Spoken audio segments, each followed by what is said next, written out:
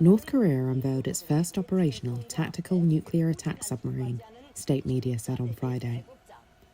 The boat, named Hero Kim Kun Ok, has been assigned to the fleet that patrols the waters between the Korean peninsula and Japan, North Korean outlets reported. So what is the new vessel, and what does its launch mean for the reclusive country's navy?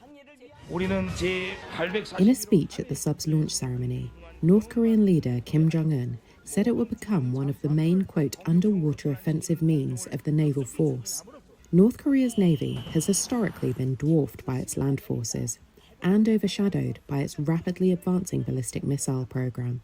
But over the past year, it has moved to boost its navy with new nuclear weapons, including an underwater drone and warships.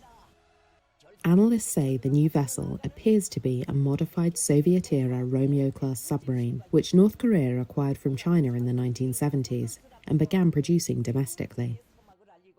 Shin Sung-ki is a research fellow at the Korea Institute for Defense Analyses and says it is expected to carry tactical ballistic and cruise missiles, but may face limitations. Because it has excessively modified the existing Romeo-class submarine, there may be some limitations in immediately operating it compared to the existing one. However, there is a possibility that North Korea has strengthened the internal structure in some way to ensure operation. In that regard, while there may be limitations, it is likely that they will continue to develop it to a level where it can be operated at some point in the future. Such weapons won't add much value to land-based nuclear forces, added former US government weapons expert Van Diepen, who works with Washington-based 38 North. That's because the aging submarine at the core of the design is relatively slow and noisy, with a limited range.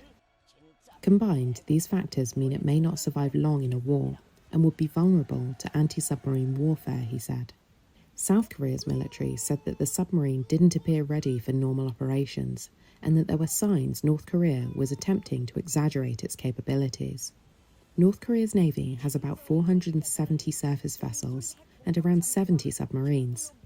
In August, Kim inspected a new Amnok-class corvette, a patrol ship that state media said was capable of firing nuclear-armed cruise missiles. Specialist website Naval News dubbed the corvette's weapons and sensors as, quote, severely obsolete in comparison with Western or Asian designs. But it maintained that the ship was a major step forward for North Korea, with potentially game-changing nuclear cruise missile capability.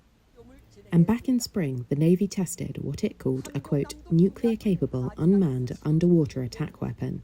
It was said to be designed to make sneak attacks in enemy waters, destroy naval strike groups and major ports with an underwater explosion. A report by 38 North at the time said the weapon's slow speed and limited range made it substantially inferior to the existing nuclear-armed ballistic and cruise missiles in terms of time to target, accuracy and lethality.